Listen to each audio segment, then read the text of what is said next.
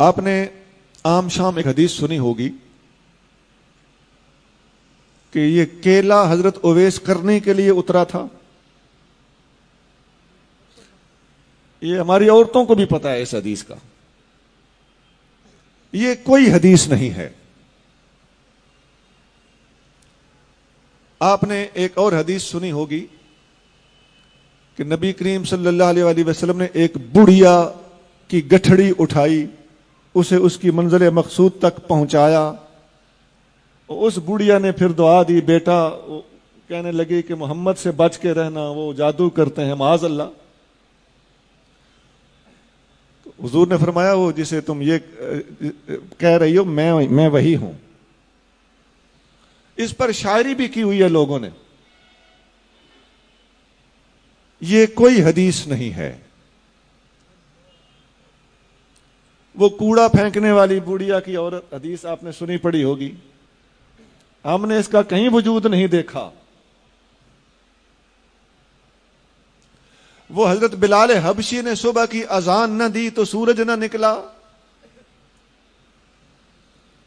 یہ سب کسی قوال کو کہیں سے ملی ہیں, ان کا کتابوں میں کہیں وجود نہیں ہے. اب بتائیے یہ غضب صرف ہمارے مسلک میں ہو رہا ہے, کوئی اور یہ بیان بھی نہیں کرتا. وہ ایک جنگ میں صحابہ کرام نے دیکھا کہ فتح نہیں ہو رہی تو مسواک شروع کر دیا, تو کافر کو یوں لگا جیسے منہ میں درخت ڈالے ہوئے ہیں کہ دانت صاف کر کے ہمیں کھا جائیں گے. اس بات کا کہیں کوئی وجود نہیں ہے. میں نے کتنی ہی باتیں سنا دی آپ. وہ حضور علیہ الصلوۃ والسلام کے پاس ایک بندہ بیٹا لینے آیا تو وہ آپ نے فرمایا کہ تیرے نصیب میں بیٹا نہیں ہے. باہر نکلا تو امام حسین رضی اللہ تعالیٰ عنہ کھیل رہے تھے. آپ نے فرمایا 1 2 3 4. حضور باہر تشریف لے آئے, آپ نے فرمایا حسین بس. اب اس کا کہیں کتابوں میں کوئی وجود نہیں, محققین کے ہاں اس کا کوئی وجود نہیں. اس قسم کی باتیں ہیں. کچھ اور بھی بہت ہے, میں نے کافی ساری باتیں سنا دی ہیں.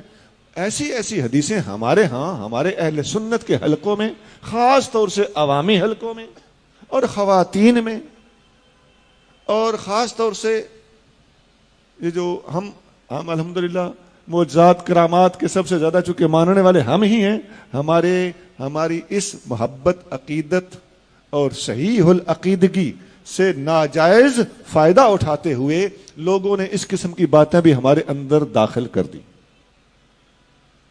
میں نے پوری احتیاط سے کام لیتے ہوئے کچھ باتیں بتائی ہیں. میرے ذہن میں اور بھی وہ حدیثیں ہیں جن کو حدیثیں کہا جا رہا ہے, وہ حدیثیں نہیں ہیں.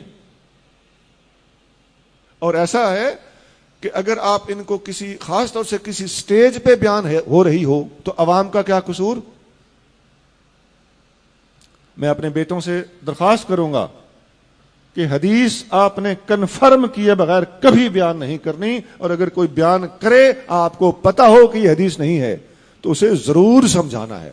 نہیں تو دین کا بہت بڑا نقصان ہو رہا ہے اور ابھی اور ہو چلا ہے. جرت کوئی نہیں کرتا کسی کو سمجھانے کی اپنی عزت بچانے کے لیے. جھوٹ بولا جا رہا ہے, اگر آپ سمجھاؤ تو آپ کو کہے گا کہ تیری عقیدت میں فرق ہے, تیری محبت میں فرق ہے. نہیں جناب, یہاں سے ہمیں کوئی راستہ نکالنا ہوگا, ہمیں یہ جرت کرنا پڑے گی, ہمیں حق گوئی سے کام لینا ہوگا. ہمیں فاروق اعظم کی طرح یقول الحق ولو کان مرا, فاروق حق بولتا ہے خواہ کڑوا ہو, اس کا مصداق بننا پڑے گا.